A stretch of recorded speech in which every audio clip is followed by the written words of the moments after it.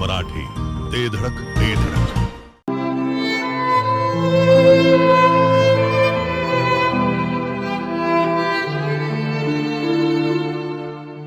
सांगली जिल्ह्यातील सुप्रसिद्ध बांधकाम व्यावसायिक सुधीर बाबरसाहेब यांचे बंधू आणि विट्यातील सुप्रसिद्ध उद्योजक तथा मयूर टाइल्सचे मालक कैलासवासी शरद भाऊ बाबर यांना भावपूर्ण श्रद्धांजली. त्यांच्या आत्म्यास चिरशांती लाभो हीच ईश्वरचरणी प्रार्थना. रक्षाविसर्जन विधी बुधवार दिनांक 24 जून रोजी सकाळी 8:30 वाजता वलखड येथे होणार आहे. शोकाकुल मनन कन्स्ट्रक्शन, सांगली.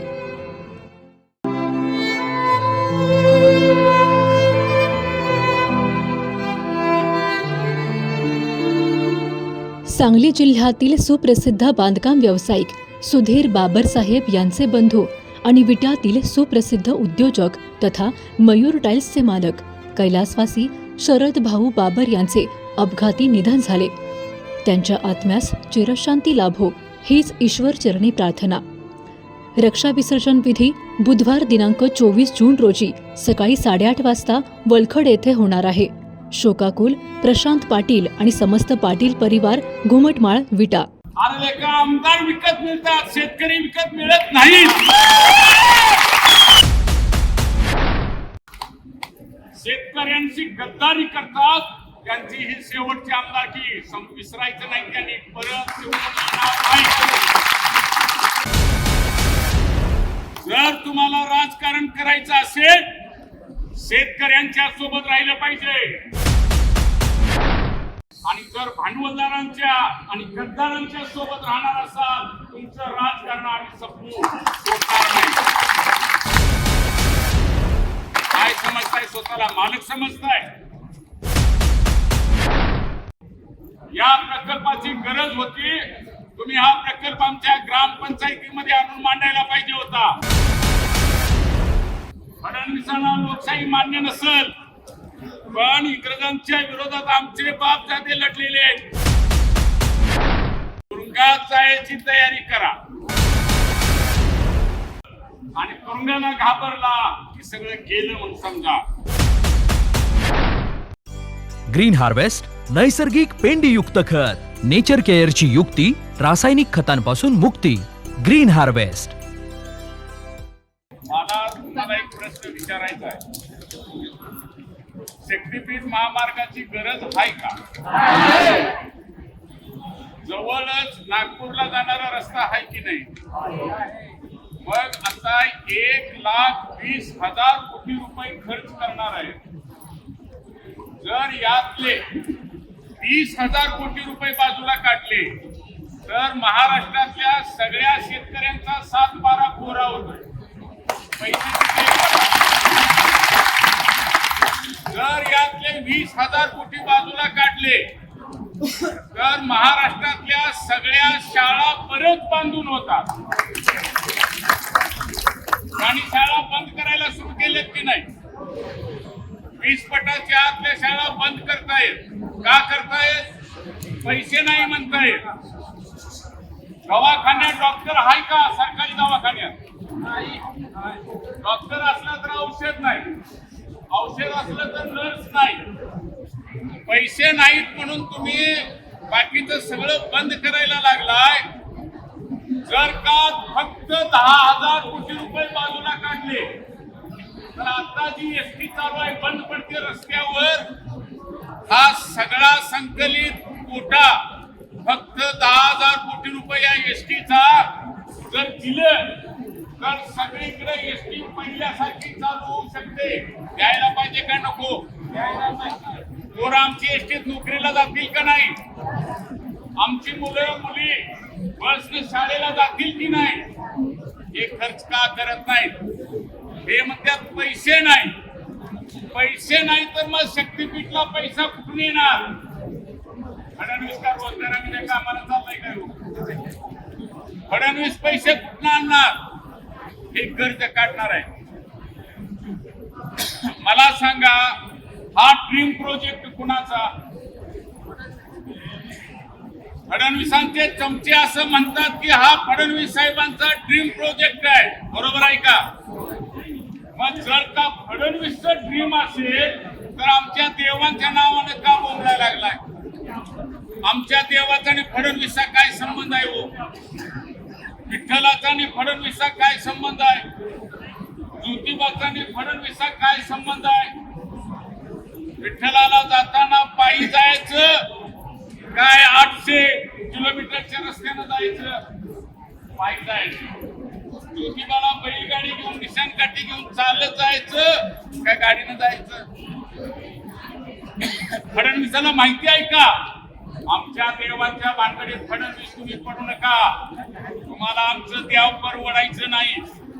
एकदा माग लागला की काय खरं नसतं, मी पुरव म्हणून सांगतो.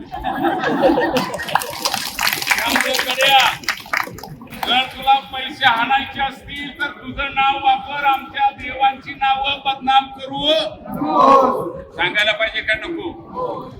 मी तुम्हाला सांगतो, तुमच्या गावातल्या जमिनी ज्यांच्या जातील त्यांना थोडंफार मिळेल, नाही मिळालं तर बघू.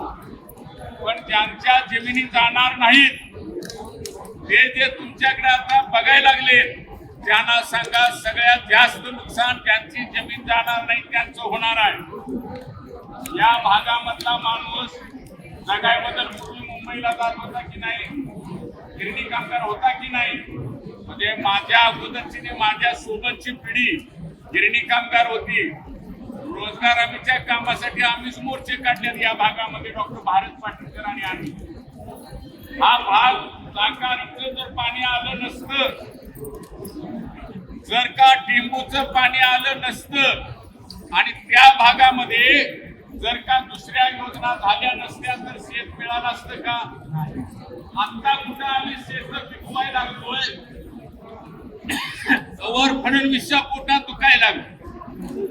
आणि फडणवीसचा गडी म्हणतोय आता आम्ही शेत भिजवल्यावर पैसे दिसल्यावर लाईट लावशीला. हे असं का म्हणतोय माहिती आहे?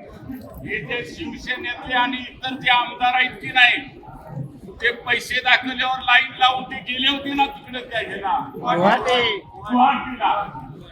अरे लेका, आमदार विकत मिळतात, शेतकरी विकत मिळत नाहीत. हे निर्लज्ज आमदार शेतकऱ्यांची गद्दारी करतात. त्यांची ही शेवटची आमदारकी विसरायचं नाही, त्यांनी परत जर तुम्हाला राजकारण करायचं असेल शेतकऱ्यांच्या सोबत राहिलं पाहिजे. आणि जर भांडवलदारांच्या आणि गद्दारांच्या सोबत राहणार असाल तुमचं राजकारण आम्ही संपवू सोडणार नाही. काय समजताय? स्वतःला मालक समजताय? या प्रकल्पाची गरज होती, तुम्ही हा प्रकल्प आमच्या ग्रामपंचायतीमध्ये आणून मांडायला पाहिजे होता. लोकांच्यासाठी म्हणताय ना, लोकशाही आहे की नाही? फडणवीसांना लोकशाही मान्य नसेल, पण इंग्रजांच्या विरोधात आमचे बाप जाते लढलेले आहेत. माझ्या बापानं गोळी खाल्लेली आहे, जेलमध्ये गेलेला आहे. स्वातंत्र्य लढ्याची परंपरा असलेली माणसं आहे. फडणवीस, तुझा बाप त्यावेळी इंग्रजांचे तळवे चाटत होता, इंग्रजांच्या बाजूने होता. आम्ही इंग्रजांच्या विरोधात लढून ही लोकशाही आणलेली आहे. समजू नका. ज्यांनी लोकशाही मिळवली त्यांच्या वारसानं आम्हाला शेतकऱ्यांना माहिती आहे लोकशाही कशी टिकवायची, आणि आम्ही तुम्हाला दाखवतो लोकशाही काय असते ती. माझी तुम्हाला सगळ्यांना एक विनंती आहे, सगळे गाव एकजूट ठेवा. तुमची कुठली जमीन सर्वे करायला येतील त्यांना पण लावले ना, इथून पुढे पण जमेल की नाही? महत्वाचं काय तर मोजणी. मला सांगा, तुमचा कुठला प्लॉट जातोय कलेक्टरला माहिती आहे का कुठं आहे तो? आता इथं काम सुरू केले त्या प्रांताला माहिती आहे का तुमचा प्लॉट कुठं आहे, तो शेत कुठं आहे? तलाट्याला तरी माहिती असतं का? पण कुणाला माहिती असतं? कोतवालाला माहिती असतं की नाही? त्याला कुणाचं रान कुठं आहे, कुणाचं रान कुठं आहे, नंबर कुणाचा, कुणाला माहिती असतं?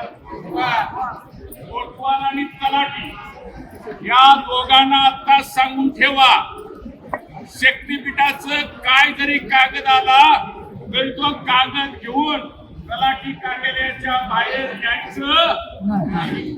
आलास तर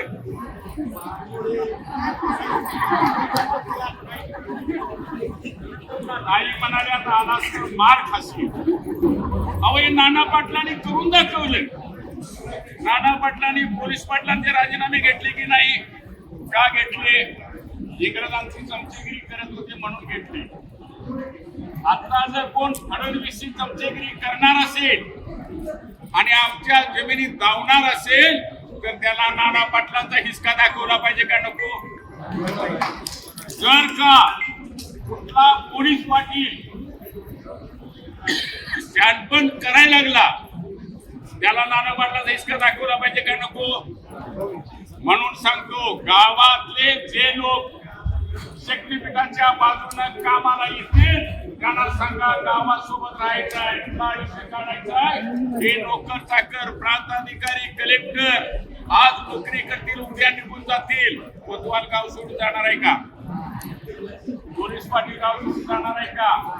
याने अजिबात तुमच्या अधिकाऱ्यांसोबत आमच्या शेतावर यायचं नाही आणि हात म्हणून बोट करून दाखवायचं. सांभाळा, मग कुठं पंचनामा करायला येते. म्हणून मी तुम्हाला सांगतो, हे जास्तीत जास्त करून काय करते त्याची तयारी ठेवा. हे काय करते? गोळ्या घालतील का? घालू शकत नाहीत.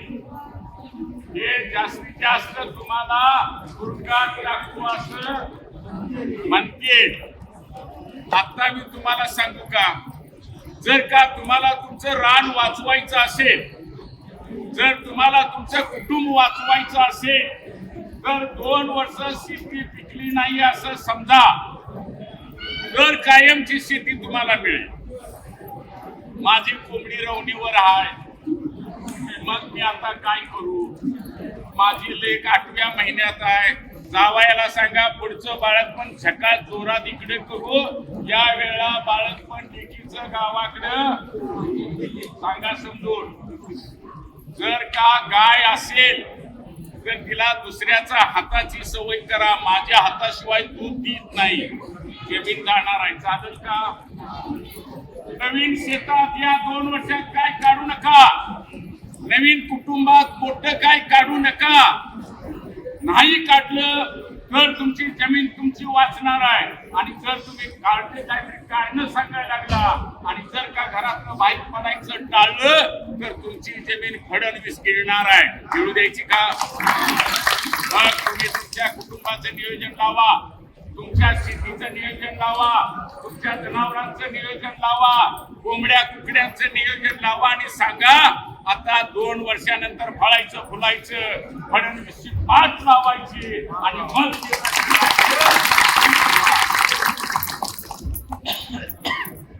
तुरुंगात जायची तयारी करा. तुरुंगात जायची तयारी करा. सगळं मिळतं आणि तुरुंगाला घाबरला की सगळं गेलं म्हणून समजा. महात्मा गांधी तुरुंगात गेले की नाही? पंडित जवाहरलाल नेहरू तुरुंगात गेले की नाही? म्हणून त्यांच्या नावानं बोंबलतात फडणवीस आणि सगळेच. RSS वाले जे इंग्रजांच्या बाजूचे होते, जेलमध्ये जायची तयारी करा. सगळे तुम्हाला घाबरतील. आणि मी दुसरं तुम्हाला सांगतो, आता जेलमध्ये कैदी किती आहे? अहो त्या कॅपॅसिटीपेक्षा जास्त आहे. तिथं मावणात गुन्हेगार,